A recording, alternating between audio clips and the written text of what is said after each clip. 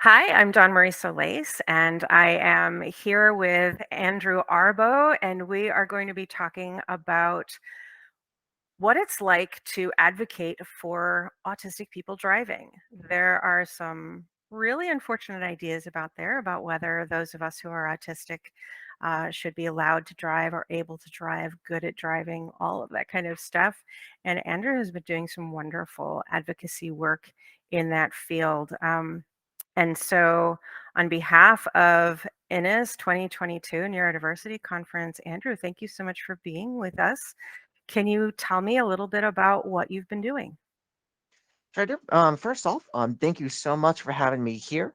Very excited and self-recording my other presentation that will go stuff live on the actual conference. Yep. I'm I did a really good job on that one, and also my first one for that one. So it was really fun doing that one.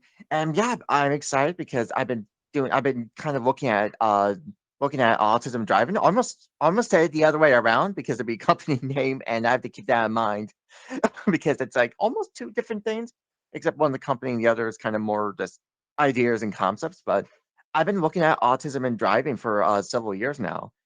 All of it's entirely personal. Like I was trying to pursue my license. I am autistic on the spectrum, kind of whatever preference you prefer in saying. So it's all personal, and it's been quite a journey. I've been learning a lot, and ever since starting my company, driving with autism back in December, I keep wanting into a lot, and now I'm going to a car show to model potentially kind of accepting a couple offers. So I'm kind of excited for that. All I wanted was a table, but here I am. I've been doing this for several years, so I'm very happy to be here. Guess we should probably go over the main ideas of driving with autism, Yes, please. unless I'm jumping ahead. So, No, you're great. You're great. driving with autism, I'll try to do this in a 15-minute in one of those like 15-minute unscripts. Something that I had a business person told me. Driving with autism is a online driver readiness program. It goes over expectations for new drivers and also goes over concepts driving schools don't follow, like sensory needs, police interactions, and just anything else that you could possibly think of. Like I go over, I have a section for parents. I have a little bit on IEP basics. I try to make that stuff fun because it's super dry, and I That's try to go great. on to both varying ends. I also go over what happens if parents can't do a lot on the school's end because hey, schools are different everywhere. Sure. So it kind of goes over everything that lets people know what's expected. I even go over driving situations, and I have pictures of my own car in the presentation. Like I go over a lot of personal experiences, and even new ones. Like the series is live. Like I actually did a session yesterday on driving situations. I actually went over how a truck almost rear-ended me. Well, I Mm, think it's tailgated. Pardon me, switching up the terms. Like this happened where I was just driving and there was a big vehicle behind me, and there was this. I think it's like a race car. It's pretty much a speedy type of car, and it was going way too quick for its own good. And I realized I had to do like a split second decision making, and there was no one else on my right side because it was like one of those full light intersections, mm. like pretty standard intersection. I just got myself out and got myself back in while I was puzzled for the rest of my driving day, and maybe said one or two words I can't say here, but nothing on road rage. It'd be like Gordon Ramsay or John Trafford type of just of words. It'd be like, Well, yeah, that was startling and probably a little scary, but it sounds like you mhm. handled it really, really well. Yep, thankfully no one's on my right side. I did double check because I'm just not taking a chance with that. Yeah. But yeah, just kind of go over like stuff like that. Like I actually had an autistic told me that what I'm doing is kind of like defensive driving. I actually really kind of go over that because I really think in potential. And before I continue, because I know I'm kind of a little bit all over the place. I don't want to speak for every person because every autistic is different how they approach this. Like I actually talked to one a self advocate on a podcast that's kind of like kind of went over strengths and weaknesses of driving. So it's kind of like very different. So it was really kind of fascinating. I talked about my own experiences, and the podcast host talked about her experiences. So something to keep in mind. And I tend to dislike speaking over others. So something to note for the rest of this little chat. All But right. yeah, this so like basically drive autism basically just respects kind of I guess the diversity of how people approach transportation. Like for others is absolutely neat just because people are in different locations, and if you're in the more roots area, like that's kind of a good reason. That's kind of a good reason to look into it. And others may not so like if they're in urban settings, like if they like if the New York City, I don't blame you for walking or subways or buses, but I don't know how interesting buses may be over in that area. So again, Yeah, we just I've hop driven in with New oh York sorry, City, let you go. so yeah, How do you do that? it's um How do you it do is that? an entirely different set of skills, and it's interesting. The conference is going to be in New York State, and uh, there are different regulations for getting your license in if you live in the New York City area than in the entire rest of the state because it is such a unique driving experience. Um, it's not something that I would seek out, but I do think, as an autistic person, I'm autistic, ADHD, and a few other things. But I find that as long as I have built into my drive my time to transition, right? Like, so before I even turn on the car, I make sure I've come mentally present to being in the car, that now I'm going to drive, that I'm connecting to my environment. As long as I do that, I think I'm a really good driver. I think my autism benefits the driving experience. And it's one of the reasons why I got so excited about being able to talk with you, Andrew, is that you have actually created this process for autistic people to be able to learn from another autistic person. Um, I I would have found that just absolutely brilliant to have somebody who understands at least some of what I might experience, some of the way my thought patterns go, being able to teach me about something as important as driving. And driving is something that expands our world tremendously. So I'm thrilled about what you're doing. Um, what you said early on that you just sort of started coming from your own personal experience, but what inspired you to actually start the online thing and build a company? Really good one. And first off, like we were saying, like how you have your own strategies. That's another element that I add into the whole series. But I Mm, imagine that the sensory and all and the tools that people use in their own drives will be potentially a question later in this chat. If not, I'll find a place to butt that in somewhere. okay. But on the story bit, because I was pursuing my associate's degree in disability specialist over in Manchester, Connecticut, over at one of the community colleges. And with that degree, I realized I needed a license. Like I was doing research and seeing what I can get for that degree. Like 100% was a license. Like I look up a mentoring position. Like you need to travel within this sort of miles. Mm. So it became apparent that I need a license, and I was getting by fine. Like buses, Connecticut has some interesting bus systems over there. Depending on the district you live, because Connecticut's kind of more of a highway, more like a highway type of state. One of some very notorious highways.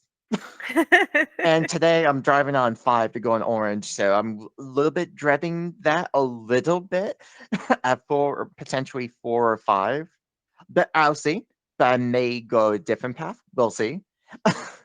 But but kind of back to the story, like I kind of wanted to pursue it because I need a degree, and I believe I want to have all the employment opportunities. I'm like a type where I'd kind of like to keep building myself. And if I'm able to kind of get myself to the Hmm. and there's a lot of internal and external barriers. I'll try my best to not bash my own state here, but I'm probably will. Connecticut is all over the place and driving resources. Mm, And even after developing this company, it's still kind of in the works. One of the things in Connecticut is that there's not a lot of instructors or oh, not a terms. There's not a lot of they call them driver rehab specialists. Professionals are there trained that they can do any disability. Mm, On the most part, like I even run into a couple. I know some people may not like the word on clients and may use a different word, but that's the best I can do. And hey, I can't really say their names here for obvious reasons. mhm. So pardon that. Like I've had people kind of come to me and like they want to, but they need one, but they have trouble finding people. So that's one of the things. And even before, it's kind of different now since I'm in there and people know me as the driving guy over in Connecticut.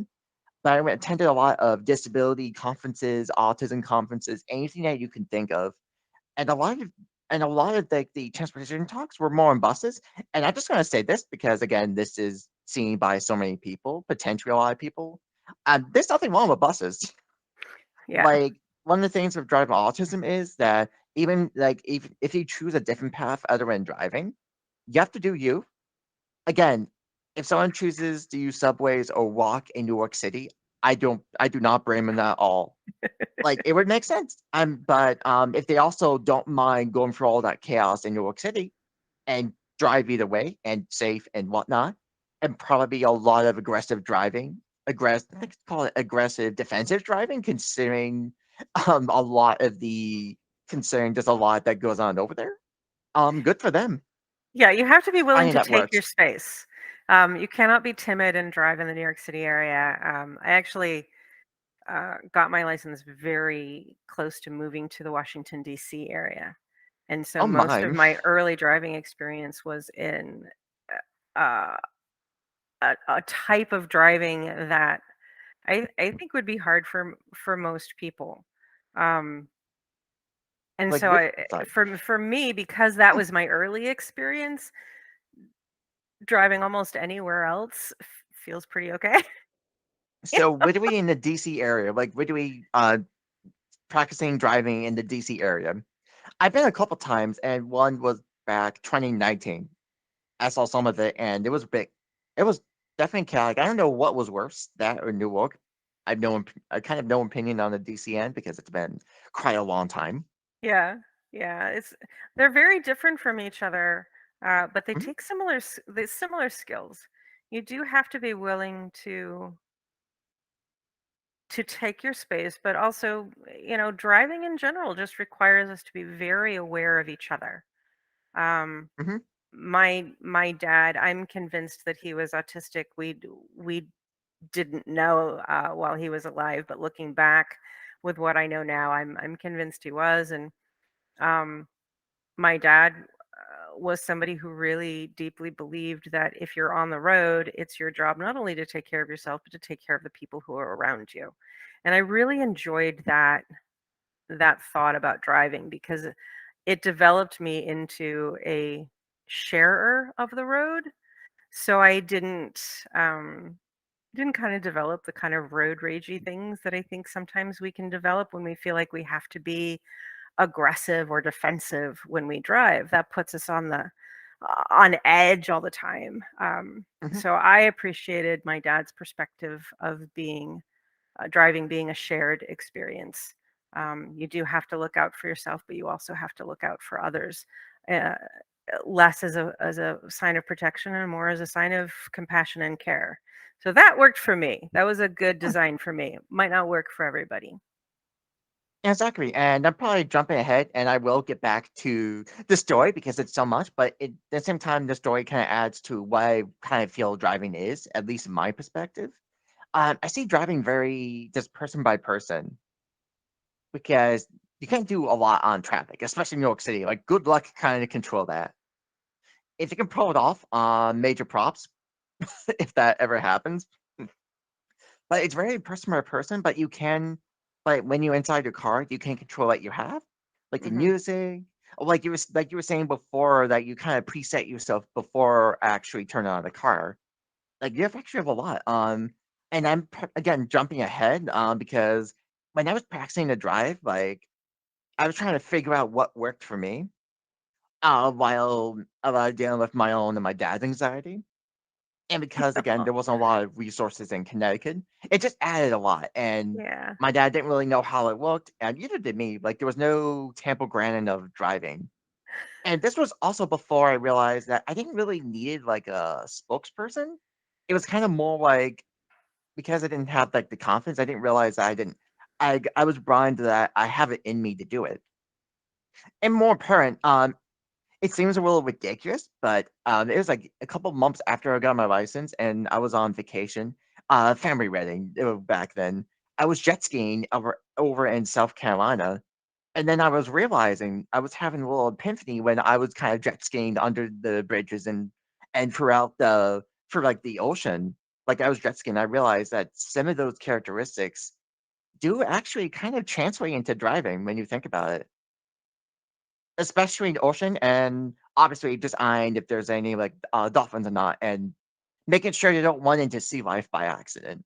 Oh, Like, yeah. just attention, like, making sure in case you see any other the jet skiers around there, and being curious, and also just kind of following any Pacific rules, because when you jet ski, you have to kind of follow the signs that you can't be this far away.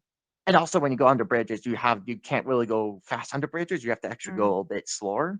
So I realized some of those kind of translated to driving as well epiphany moment. That's so interesting. Yeah. And I probably looked nuts when I was telling this to my dad afterwards. That's an interesting thing to be thinking about. I think a lot of us have that experience of one of our parents or our guardians helping us learn how to drive, and we do have to manage their fears and anxieties as well as our own. Do you have any advice on how to help that relationship? I think a lot of parents and young people kind of get into tough spots because, maybe mom or dad has too much to say, or they're too jumpy, or they ride like this, or it It's a doesn't lot. doesn't help us calm down. It's really just dependent on just the parents' personality and just kind of outlook. Because my dad, it took a long time. It's just kind of just showing and me just kind of proving myself, and it got better over time. And now he's like, he just tells me Pacific weather in case it comes up. If it snows, he tell me that, or if it's icy, he would tell me that. He's still a little nervous on long trips. A couple times I kind of told him I'd be driving to Southern Connecticut, the New University. Sometimes he kind of give me the bit of the eye. Sometimes, Sometimes, but it kinda makes sense because, again, those long distances can definitely take a while, so just dependent. One of the things I actually go over this in the parent topic, I do have something it's called something else, but I'm kinda wanna kinda change some of the wording to, parent Yeah. involvement in driving. It just kind of like if they're able to just be able to talk it out, because a good chance they'll be just as anxious as new drivers, maybe not all the time, but a good chance they'll be dealing with at least something just because of barrier sake, or just self barriers as well. Be able to kind of yeah, to kind of just talk it out and kind of just kind of handle it, like more like settle it before hopefully driving. And one of the best things parents can do is to not skip the basics. For example, and this is a very Connecticut Pacific example, don't think a lot of people will get it here, but for for the New England folks here, it'd be like, as long as you don't take your kid to Route 15 and 5, you'll be fine. As long as you don't do that, you're doing something right. It's a Right. So pretend not highway, a just for those that yeah. don't have that context. It's a pretend highway. It wasn't meant to be a highway, but the state of Connecticut made it so. And it's a bit tricky because the way it works on the highway, because not only it's very narrow, but the entrance and the exit ramps are also very narrow. And some you have to stop and yell. Yes, you yell on the highway. Imagine that. I'll be dealing with that later today, Yeah, potentially. yeah. So that's great. So your website has information both for new drivers and for parents of new drivers. What else does your website have? Very good question. And actually, I kind of go over that. So this would be the best time for me to kind of go over that too. So again, I cover a lot of driver readiness content. It's also a paid series, and I'm hoping through and one of the things I aim through partnerships to both driving schools and autism organizations to be able to do like a group discount. But we also have free content as well.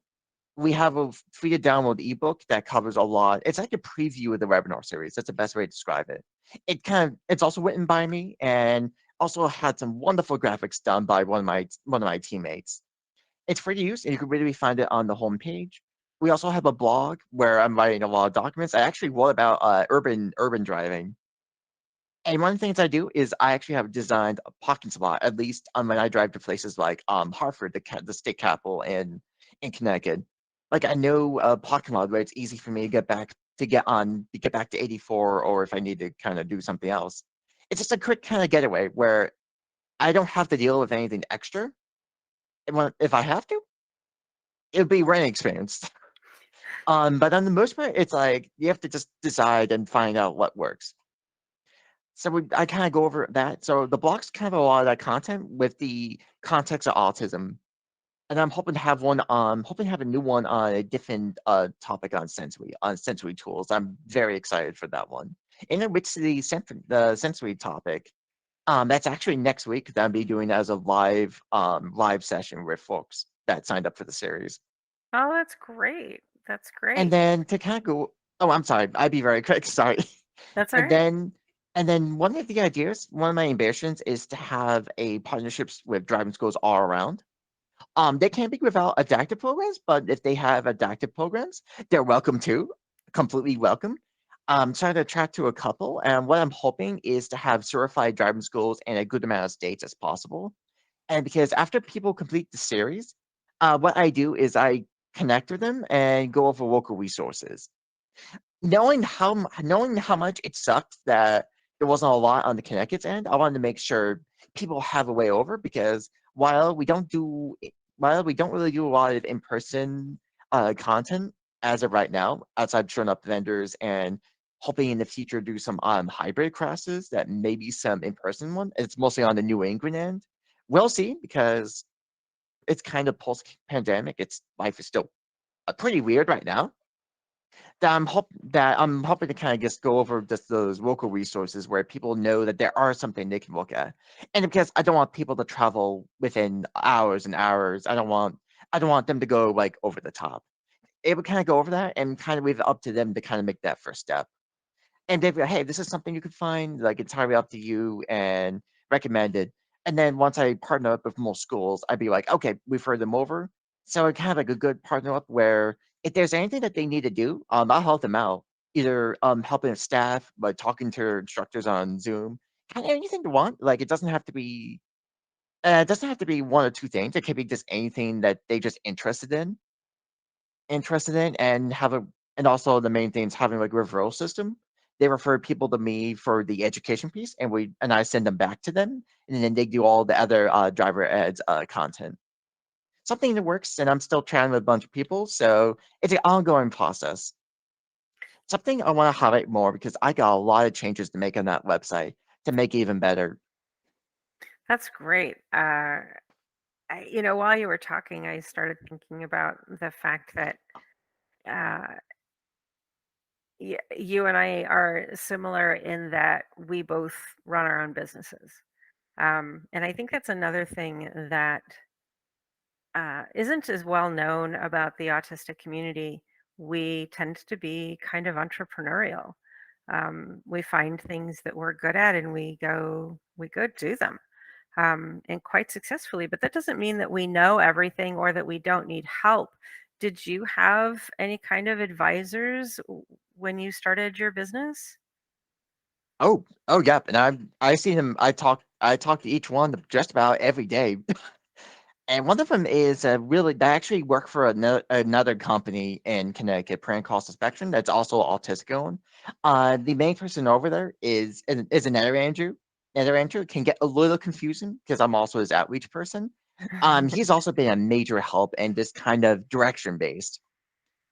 And another inspiration is not actually a team member of mine, but it's kind of more of an outside source that kind of inspires me and probably will at convention. And I'm always inspired by John Taffer at Bar Rescue.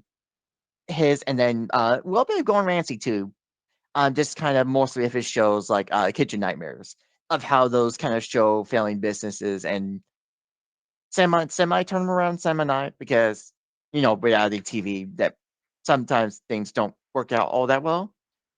But John Taffer is the one that really inspires me the most because he's very business based. But if you watch his show Bar Rescue, or even if you see him outside of that and kind of more, I guess, if in confidence and the speaker stuff, like you could tell the man has seen a lot of experience. I know, just admire. It's been kind of like watching him, especially since the pandemic happened. I've been watching that. It's been something that keeps inspiring me. And I also reference him in all my outreach, and almost a lot of times it works all the time. I don't know why it works all the time. But yeah, just seeing just solutions based, how he tries to solve solutions and Bar kind of go over a lot of the business perspective. That's felt is very fascinating. And some things I have to watch out, and some things I gotta like think because he tackles bars that may have like a niche concept. And it's something me keep in mind that I have to be careful where I don't want to be too niche because end of the day, you gotta make money. Even if you're doing all these wonderful things, there gotta be something. And being a founder of something for about 6 months, and it's been interesting perspective and things I'm still learning. And going back to the advisors, I do have another person who's been attending a lot of my meetings with other places, and also did some of my social media, and who's been a huge help in just direction seeking. It kind of fits in the spots where I may lack a little bit of nuance, and it's something that I kind of improve over time. So I have pretty good amount of team members, and I'm hoping through driving school that may also give me a bunch of ideas and just constantly improve. I really like that you have both uh, people that you know personally helping you out, and you find inspiration from some of these shows that are helping businesses succeed. Um, I think we can get really good information from so many sources. Uh, but you also seem very self-aware of what what you may need help with, and I think that's a really important thing to have. Um, it's something that I've had to work on for myself because I've generally done most things on my own, and I've had to figure things out uh, kind of under duress. um, I Oh, didn't know I was autistic till I was 50 years old, and that came with a lot of criticism and bullying and things like that throughout my life, personally and professionally.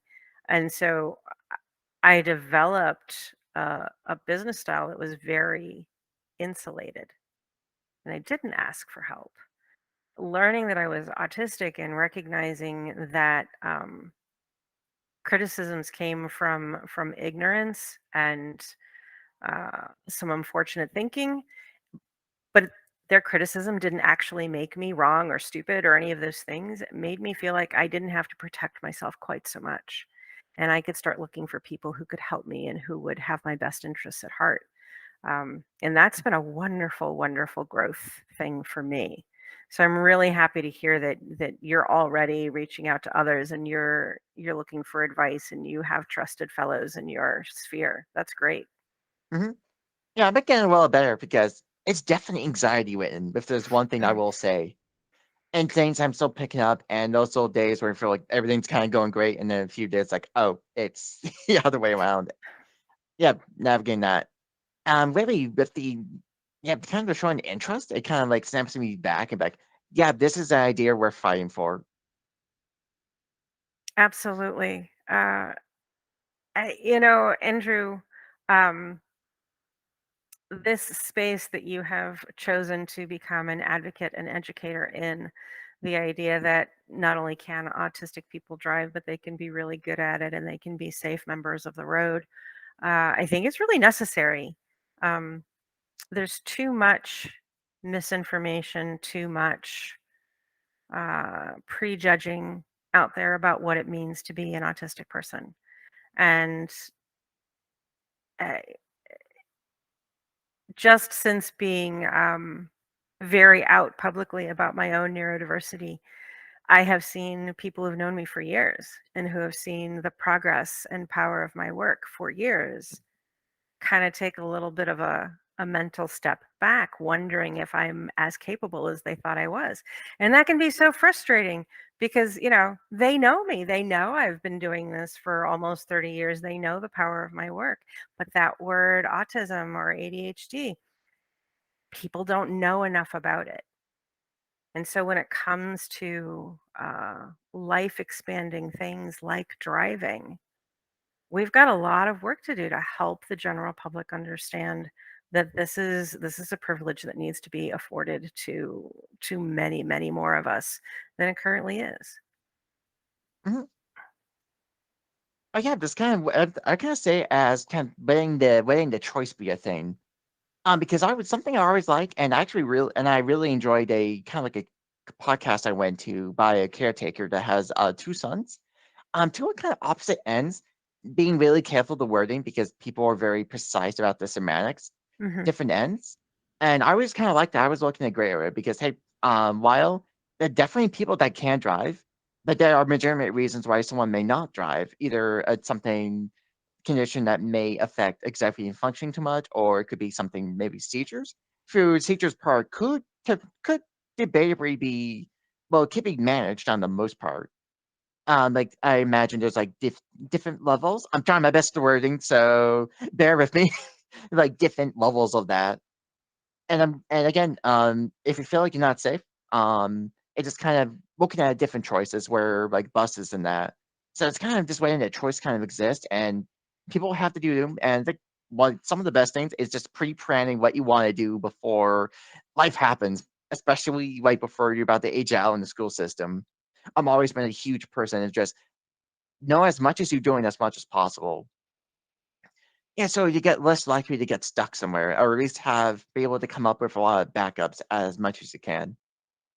And I intend driving to be kind of open. Like even in my series, like the last topic I go over, driving pathways, it's called bringing it all together, but I'm probably gonna change it to driving pathways. It's a lot more direct. Mm. If you think otherwise, do tell me, and I can see if I can adjust that change too. But driving pathways, I kind of go over what people can do after they go through the driver readiness education side. They go over regular driving schools, adaptive driving schools, and then just alternative pathways in case they don't feel like they're ready or need more time to mature. Yeah, just more like kind of leaving that door potentially open for driving. And again, things can happen. Like I actually had a couple of school staff. I used to work for a school system a couple years ago, and there was one or two because they knew I was practicing, and the school system was flexible with me taking the bus. It worked out. Was me taking the bus for a little bit right before I got my license, and they have older staff that went to the license like way later in their lives. So like again like it has to be driven by the person. No pun intended by the driven part. It has to be like more day and drive autism. What I aim for is just kind of have it like an open space, kind of like open to whatever pathways people may take. And because everyone's completely different, and a lot of the trying here kind of just shows a lot of the differences. Will I tolerate urban driving a bit? Well, will I tolerate urban driving to like some of those more intense places? I don't know. I don't know. I mean, I may not risk it, but who knows? It's kind of just leaving that door open, more or less. I think that self-awareness piece is really important, and to a certain extent, we can only build that awareness of what our abilities are and what our desires are once we have an experience, right? If we haven't driven yet, we don't know if we're going to tolerate it well.